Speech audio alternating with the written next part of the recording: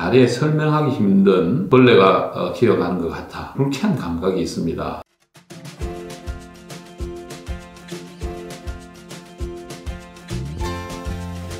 안녕하십니까. 임종인 정형외과TV의 임종인 원장입니다.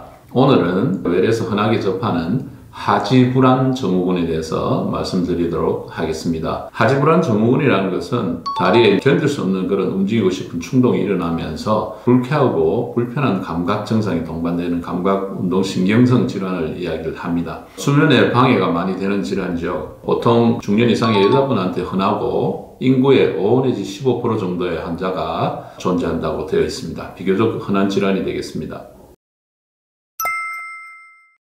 이 질환을 진단하기 위해서는 대표적인 증상 4가지가 존재를 해야 됩니다. 우선 첫째는 야간이 심하다는 것입니다. 주무시면서 발생하는 경우가 많고, 두 번째는 다리에 설명하기 힘든 불쾌한 감각이 있습니다. 좀 벌레가 기어가는 것 같아.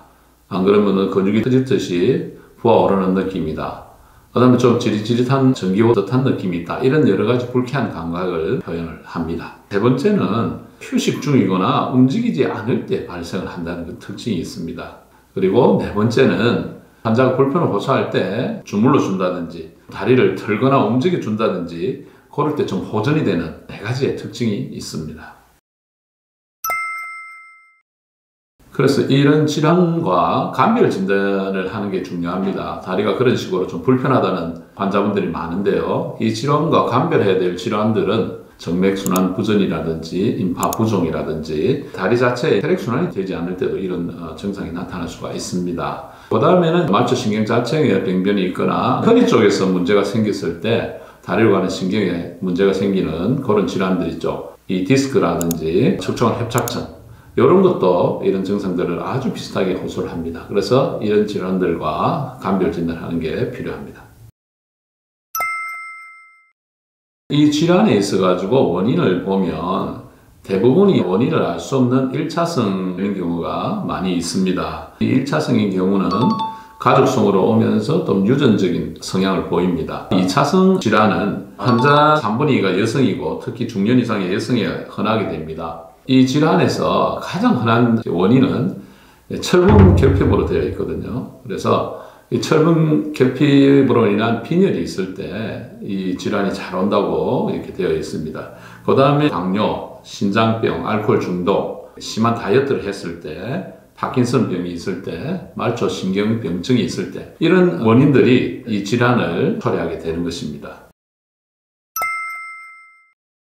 하지불안 증후군의 진단은 의사들이나 환자들이나 이 질환에 대해서 잘 인지를 하지 못하고 불편한 걸 감수하고 지낸다는데 사실 제일 큰 문제가 있습니다. 그래서 이 진단을 잘 내리지는 않고 하나의 부수적인 증상만 치료를 한다든지 기존에 갖고 있는 병에 대해서 관심만 갖고 이렇게 치료를 하는 경우 때문에 이 병을 갖다 간과하고 지낸다는 게 제일 큰 문제점이 될 수가 있겠고요. 2차적인 병변의 원인이 되는 병변이 있는지 없는지를 진단하기 위한 그런 여러 가지 방법들이 진단 방법이라고 볼 수가 있습니다.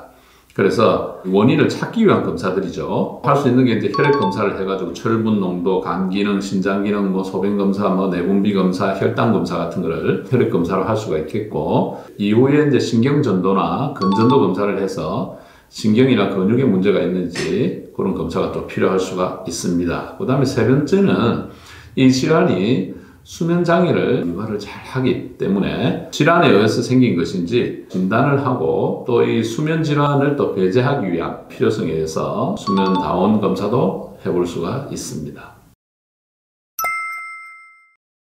치료에 대해서 말씀을 드리겠습니다. 하지불안 증후군은 연관질환이 없는 경우는 생활습관 변화, 그 다음에 약물치료로 대부분이 좋은 결과를 볼 수가 있습니다. 수면 방해로 인해서 굉장히 환자들이 불편을 하기 때문에 이 질환을 잘 조절해줘야 아주 충분하고 편한 잠을 주무실 수가 있습니다. 그래서 첫 번째 생활 습관 변화는 주무시기 전에 스트레칭을 하고 몸을 워밍업 해가지고 따뜻하게 좀 해준다든지 마사지를 한다든지 좀 주물러 주면 편해지기 때문에 잠을 잘 자기 위한 본인만의 어떤 습관, 루틴이 있는 게 좋다고 생각합니다. 저녁에 드시는 카페인이라든지 음식, 담배, 술 이런 건 당연히 좋지가 않습니다. 그래서 다시 한번 강조드리지만 잠을 잘 자기 위한 환경과 자기만의 어떤 루틴을 개발해서 그거를 잘 실천하는 게 이 증상을 경감시키는데 좋은 방법이 되겠습니다.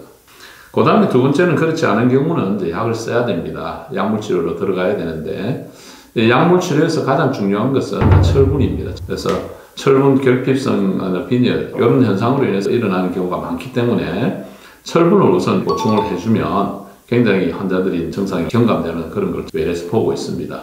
그 다음 두 번째는 도파민인 것은 뇌에 있는 뉴로트랜스미터, 뇌신경 전달 물질이죠. 도파민을 좀 보충을 함으로써 보존되는 경우가 많이 있죠.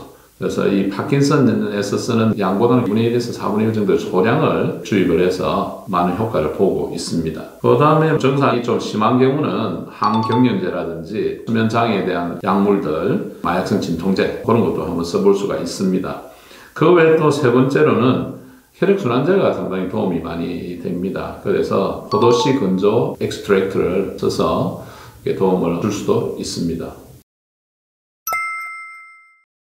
종합적으로 말씀드리면 하지불안 증후군은 심각한 상태가 되어서 생활을 못할 정도 상황으로 번지지는 않습니다만은 항상 좀 많이 불편해서 수면의 질이 떨어지는 게 가장 큰 문제점입니다. 그래서 본인만의 건전한 생활 습관, 식습관, 그 다음에 주무시기 전에 충분히 잘 숙면을 취할 수 있는 여러 가지 노력을 하신다면 이 질환이 비교적 있다 하더라도 여러분들이 잘 조절해서 살 수 있을 것이라 생각합니다. 오늘 간단하게 하지불안 증후군에 대해서 말씀드렸습니다. 여러분 많은 도움이 되시기를 기대합니다. 구독, 알림 설정, 좋아요 잊지 마시고 또 첨가해 주시면 대단히 감사하겠습니다. 여러분 감사합니다.